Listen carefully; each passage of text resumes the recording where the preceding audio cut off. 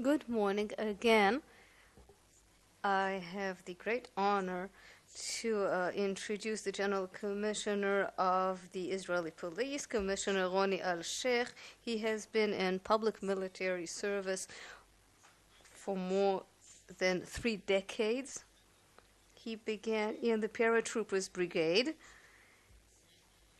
and then when he finished his service as the deputy commander of the 50th Battalion of the Nachal Brigade, he joined the Shabak and worked his way all the way to deputy director. The Israel police decided to bring someone from outside the police about 18 months ago, and after being approached by the prime minister, he took this challenge upon himself, and the rest is history. And he has been filling this role for 18 months now, and we're very delighted that he accepted our invitation to speak here to us. Mr. General Commissioner, please.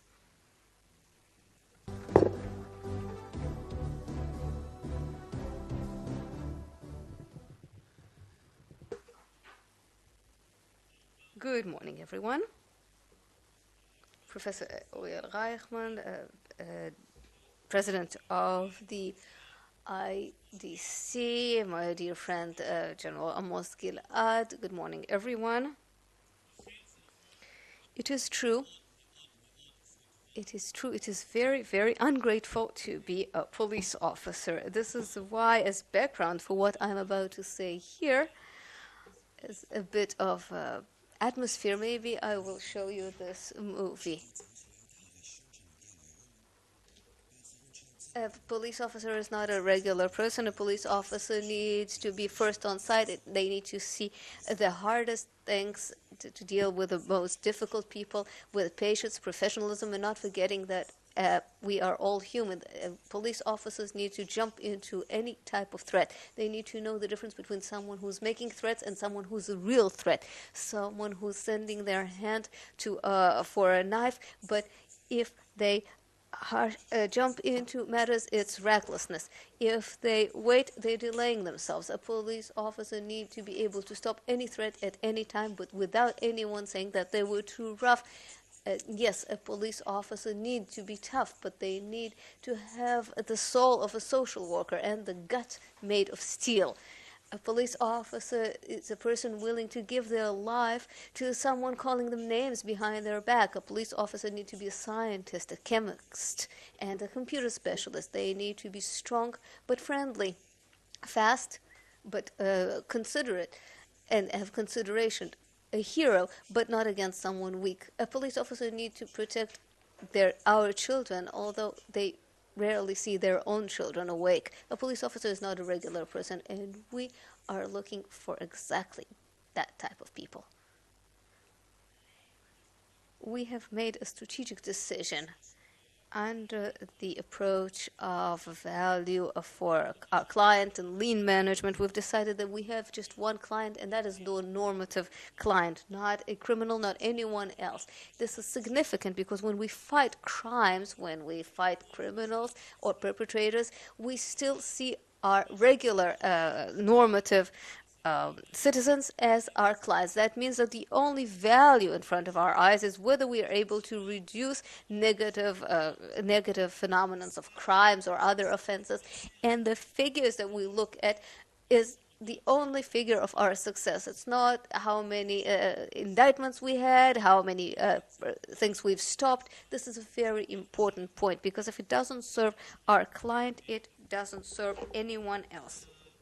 Now, the second distinction that we have to do under the same point of view, under the same approach, is that we distinguish between two types of policing activities. One of them is classic police work, starting from the phenomenon. The citizen is exposed to a felony, to violence, to some sort of a phenomenon on site. They don't know who causes it. They don't know what is happening behind the scene. For them, there was an outbreak of something. For them, there was a stabbing. For the citizen, there was drunk driving. Maybe the citizen was even hurt by that drunk driving. So these are the phenomena that the citizen experiences. On the other hand, in order to give value for the citizens, we have to fight the perpetrators. We call this higher policing.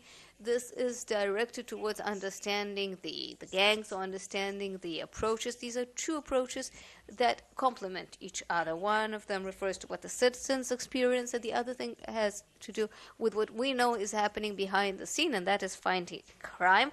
These two approaches need to synchronize. Why is that so important, this distinction? Because once we do have this distinction, we know that what we're doing top down is just a higher policing. And when we ask ourselves how can we make the citizens experience less negative phenomenon, we need to build a bottom-up approach. So if we have a citizen in Ra'anana, they have a completely different experience than citizens in Fahim. We need to understand this.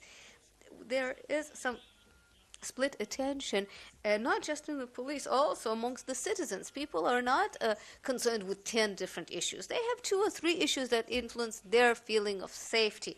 And so this is why we value very highly the difference between citizens. We ask our citizens through surveys that we conduct for police stations and discourse with local authorities and local leadership. And so we build this program bottom up.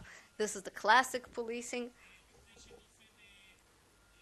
because, and this is not surprising at all, when a citizen in al-Fahim needs to come home and they experience crossfire and they're afraid of going home because they hear fires, they're not interested about the noise of a karaoke in the next house next door, and they're not going to call 911 and complain of noise because they're hearing bullets at that point. And if you don't recognize this, we will create statistics and policing goals that will blur the situation of the local citizens in certain places.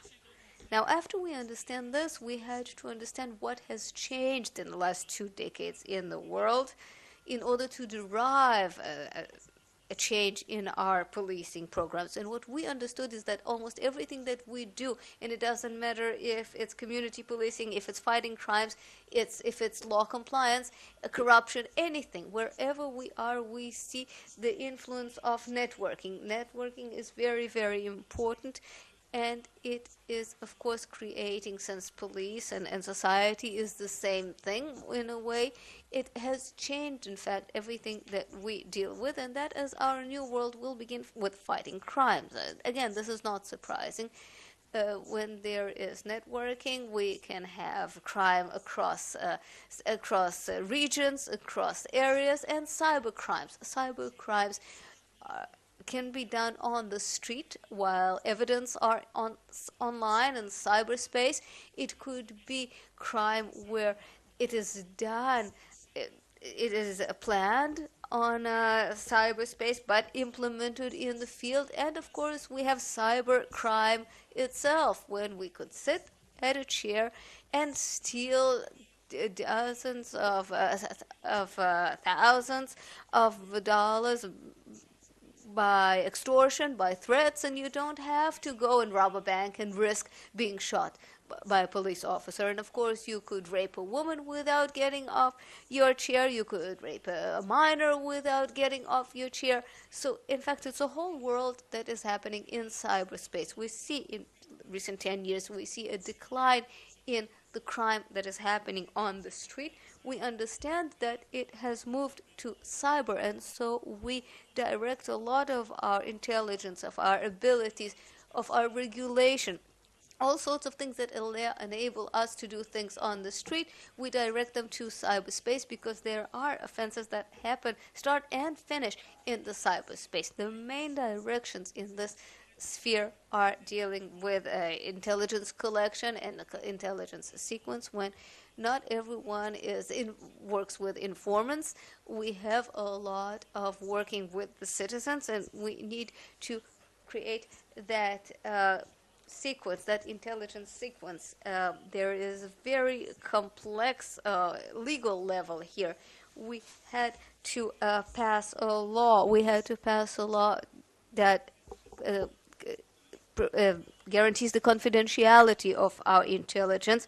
so we would be able to continue our intelligence capabilities and not risk our informants and not to create or expose our intelligence for the criminals when we are at court. We are halfway through, but this enables us to reduce all our technologies to the first level in order for it to synchronize with everything that is happening on all the other levels, from the police station to the precinct to the district to the national levels, and of course international crime, which is addressed by the local authorities as well.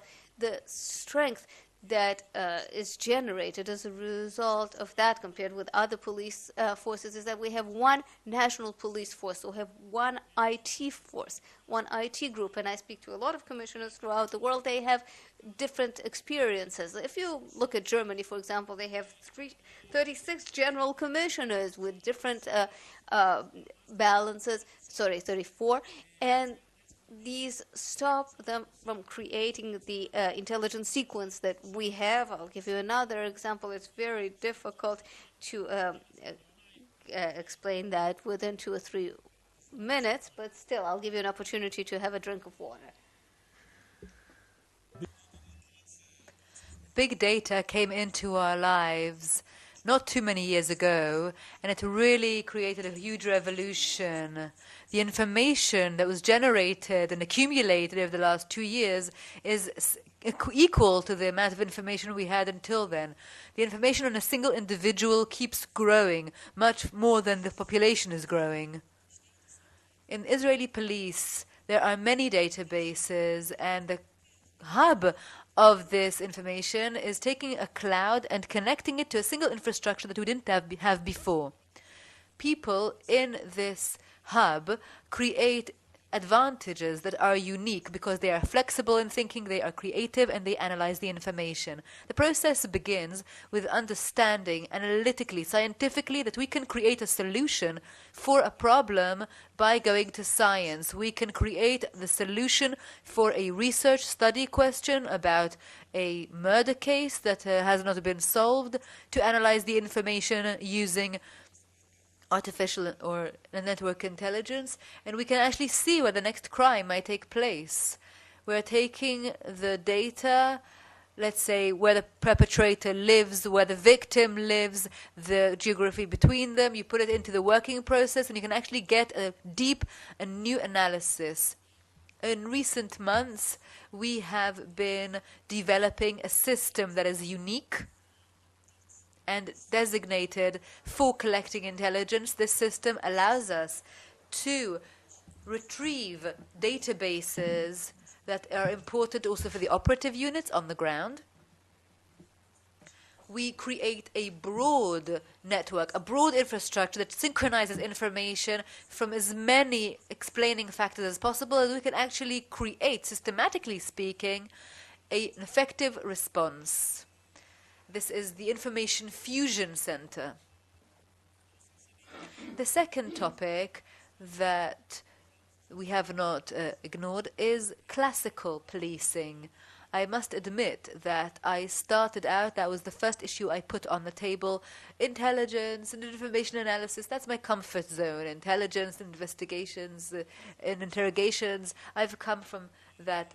I've been working in it for 27 years, but I thought the first thing that we should touch upon is the matter of the context of classical policing. That's the main change that we have conducted as I came into office. And as I see it, the distinction between the different kinds of crimes is both professional and value-based. And when we build a program bottom up, we distinguish between two sorts of crimes. Sometimes the distinction is difficult, but we're talking about the crimes of perpetrators and the crimes of regular civilians, and that is dichotomous. We keep asking ourselves what kind of crime is being committed, because the solution or the way of resolving these problems as we go from criminology is an approach that requires we ask this question. And when we send a police officer to solve a problem on the ground, and we know that it's normative civilians who are committing, we know that the bad guys he will be meeting on the streets are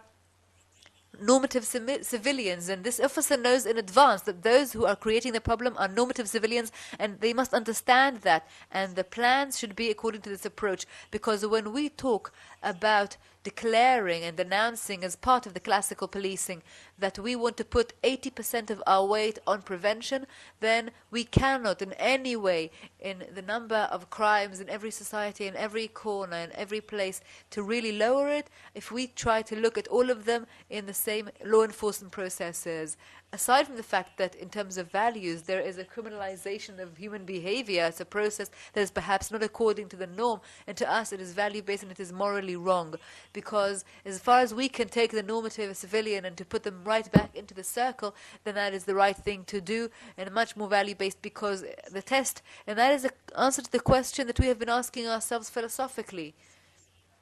The task at hand is to change the norm of compliance, law compliance, to change the norm on the macro level, first of all, but then also in the micro level, versus and vis-a-vis each and every one of human behaviors. And it's true that when we meet the results on the ground, that is the subtotal of perhaps what hasn't been done in education, what hasn't happened in welfare, but still, because we have the ability to enforce the law, because the law allows us to enforce it, because we wear uniform, we can change human behavior, even if only by deterrence, even if only because people don't want to get caught, even if only because people don't want to be ashamed, because those who get caught committing a crime, it changes human behavior at the end of the day, and we think that action brings about the change of hearts.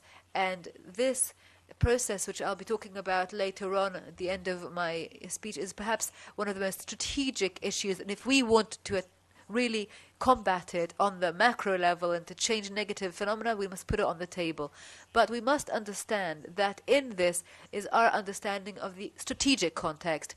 I don't know what's been said before me, but Israel is not under any existential threats, not immediate existential threats at any rate. If there's anything that is a problem or a danger to it, is internal resilience, and the police needs to engage in internal resilience. And I always try to say that I am the commissioner of the man-to-man police. We need to change matters between people, interpersonal relations, and if we cannot attack that or combat that, then we will have detrimental effects. So we put these crimes into the network. The network is an opportunity and a risk at the same time. If you're strong, then it can be an opportunity. If you're not there, then the opportunity is for the perpetrators rather than for you. And we have options opening up that are almost unprecedented. We invest much in building power and building systems. Since January 2016, we go to clubs and we give out breathalyzers, and we allow the civilians to actually check how much alcohol they have in their blood before they actually go and drive. And it's phenomenal, the success. People are getting tested, and in this closed room, don't tell anybody, but one time we checked someone, and in one single night, every single person who was incompetent and couldn't drive, we wanted to check and see if they actually got into the car and drove, and we had 100% success rate. Not a single person who was found incompetent to drive, voluntarily testing themselves with a breathalyzer, did not go into the car and did not drive. And to us, that is a vector of optimism. And we keep adding more and more areas and dimensions of the problems on the ground, some strategically. I will talk about two that are connected in a way to the matter of the web or the net. So here is a web offense. And this video is to us part of preventing situations, because at the end of the day, when we need to do this, we need to make it harder for those who commit crimes. When people have awareness, there is a chance that this will help. The video is not really working, unfortunately.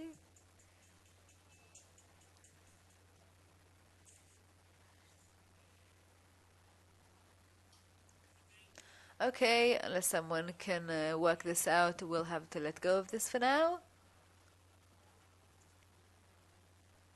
Hi, are you here? Yes, I missed you. So did I. Okay, turn on your camera. I don't know. Then together.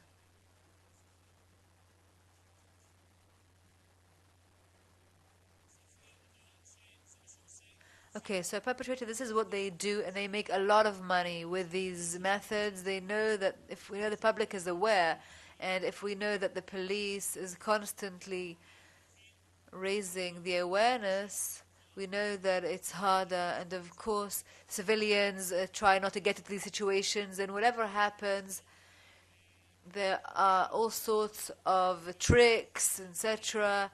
And sometimes it's tools that we make accessible to the public. Sometimes it's just a matter of caution. But at the end of the day, we think it is our responsibility, and we do preemptive policing. For instance, rape drugs. This is a campaign that was combined in Tel Aviv. On weekends, there are terrible phenomena of girls finding themselves in all sorts of apartments in ways that they cannot explain how they've arrived there. Did you go out and celebrate? Great. But please be aware of the dangers. For instance, date rapes and rape drugs that people put into your drinks without you noticing. And therefore, the Israel police, together with the authority combating drugs and alcohol, are giving you drink tests, a personal kit that allows you to check whether you have drugs in your drink. You take a drop of the drink, you put it here on the kit, and it tells you whether you can drink or not. And if it's okay, then you can carry on partying. In 2017, in the New Year's Eve parties, we gave out these kits for free.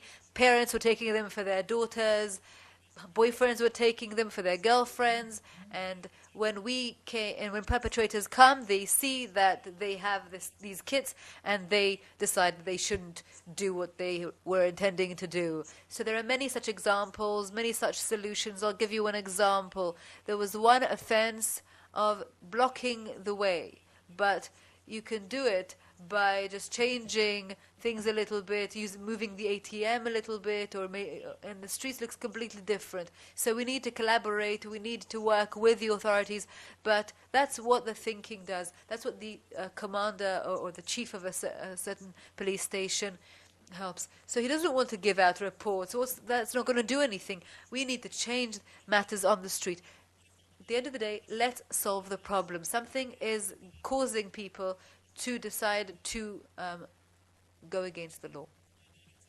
The next level, which is very important to me and I'd like to talk about, because when we understand what happens, and I'm going back to the web, to the internet, there are these offenses that are committed by normative civilians, and we call them quality of life offenses, like making noise, like blocking streets.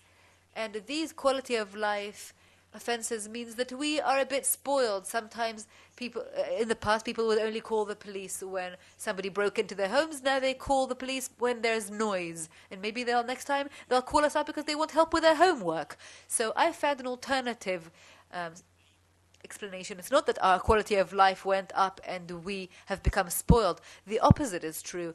People feel that their community is on the web, that all of their forums, because of the belonging in the community, they feel that their community is on the web, and we keep asking for help, and we get help on the web.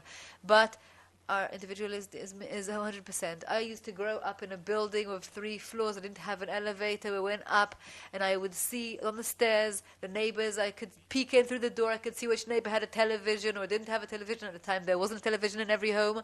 And after 3 weeks, I knew everyone. We were all a big group. We all played together in the stairwell. And when people made noise, so we just knocked on the other neighbor's door and we said, can you please keep it down, rather than calling the police. But when you live in high towers and there are so many apartments in each building, and then you have to turn right and left and turn right and left to see the apartments, and maybe we're neighbors but we don't even know that we're neighbors. Maybe we work together, we don't even know we're working together. Everyone is private, and if you knock on someone's door, you're going into someone's privacy, and we don't want our privacy invaded. And what happens when somebody makes noise? It's very simple. I assume, because it's a a demon because it's a stranger, it's probably demonic. So if I were to knock on his door, he'll probably pull out a knife because he probably made money through the lottery. He didn't work for his money. Maybe he's even a money launderer. And I don't want to work with those who commit crimes. Look at the demonization I've managed to do. So I would rather call the police. And that's why we understand that there is a macro here that needs to be taken care of. If we want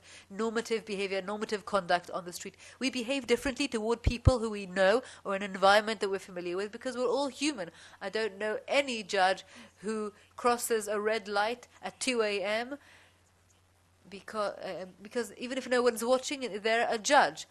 And they won't do it. The same is true for the commissioner. The meaning is that we behave according to the situation. So let's change the situation. We sometimes find out that the police recreates the community, that the neighborhood watch, that parents watch, when they feel, do you know how these 30 people, they behave differently. And that is thought-evoking. But I have to admit that what is the most thought-provoking is a study of an 11-year-old child who wrote a letter to me and said to me, Commissioner, kids are breaking the law. Their parents are a negative example. You should have a kid police, a child police.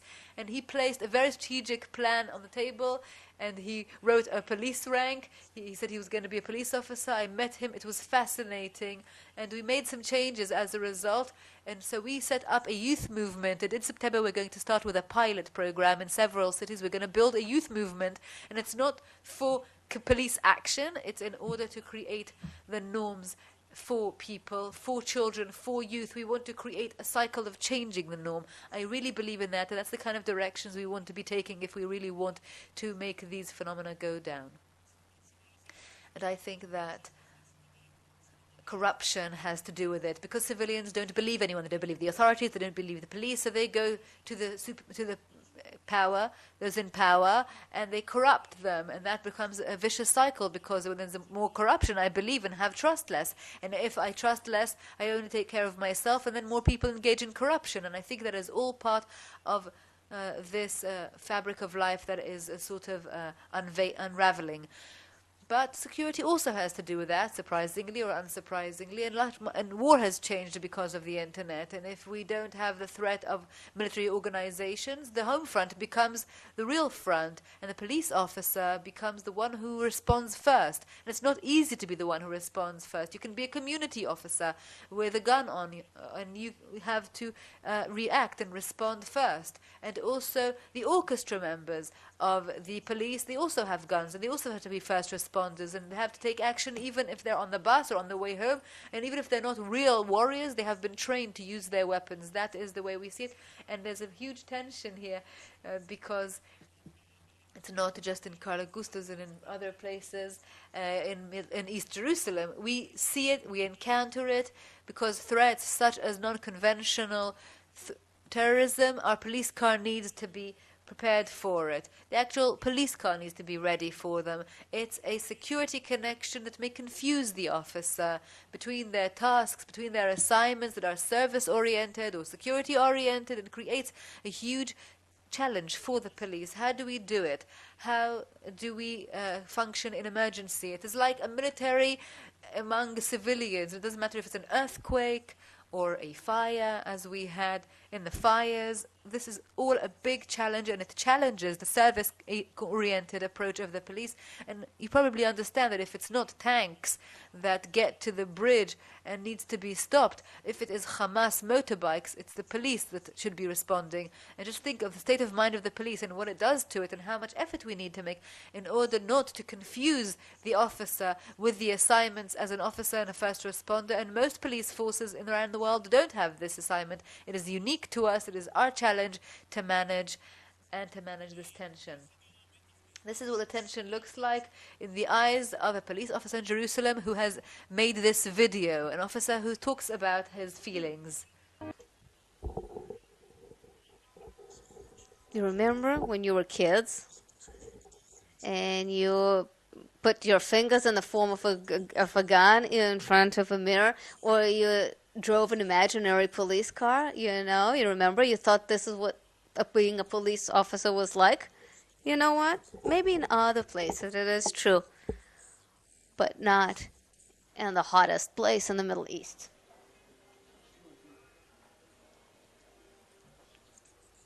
You're not really police officers or border police. You're everything. You're both. You're a psychologist. You're a warrior. You're a tour guide. You're people. Jugglers wearing uniforms. You neutralize countless threats within minutes. You turn life back the way it's supposed to be, but despite everything, you don't let rocks turn your heart into rock. You don't let stabbing words to stab through your vests. You just keep on giving 14 hours a day, sometimes even more. But who's counting? In this movie, the movie of your life, you can't really determine who's going to stay. You don't really know that the fire you'll be seeing today is going to be on your baby girl's birthday cake. In the end of every event, you ask yourselves, why the hell do I need this? The check at the end of the month is certainly not the reason. But then you look in the eyes of your brothers and sisters of the police district, and you understand that if you do not stay strong, just like these walls around you for the last 3,000 years, nobody's going to do it for you. Nobody. In the city joined together, it's very easy to break apart. But not you. Not on your watch. It's a huge challenge. I'm not sure there are easy solutions, textbook solutions for managing this tension and preserving this tension. We analyze it after every event when there is a unit who pays the cost in blood. We continue to analyze it, but this is part of the challenge. A final word. Of course, you're interested in the values. Values is something that I've dealt with the first week, starting from the first week in this job. This is a whole campaign. I'm familiar with all the security organizations, and there is not a single organization doing what we're doing. Of course, with all the security testing that we need to do to our police officers, we also test them, occupational testing, proactive testing, finding different anomalies. This saves us the need to have different complaints filed against police officers if we're talking about sexual harassment or other things. It examines all the parameters of being suitable for this job and all the norms on the job. And first of all, I have to tell you that we're doing very well. It's a large organization. We have 30,000 people and 36,000 volunteers, but we are doing quite well. But we are able to locate the places where there are deviations, and this enables us to find different anomalies. A policeman also needs a policeman watching them. They know, the police officers, that within 6 months or 12 months they're going to be examined. They keep their hands in their pockets. They protect the norms. As the same way that every citizen needs a police officer, same way a police officer gets a police officer to watch them. People who want to apply to the police officer, they apply for these tests, and we have fantastic situations when people sit there in the interview and get up within 10 minutes and say, I'm not suitable to being a police officer, and get up and leaves. So people do complain. They say, how could it be that someone was an officer in the IDF and you don't accept them to be a police officer? And there are complaints when people who have been police officers in the IDF and do not pass the officers' exams in the police force. But yes, it happens. I can only apologize about that. It happens. Multiculturalism is very, very important for us. We recruit people of all religions and all faiths and all ethnical groups, but it is very important for us to have the police officers in the field to be the police officers that we need there. We call this policing 3.0. We hope that we will have policing 5.0 in a few years. I fell in love with this organization. I am very, very enthralled by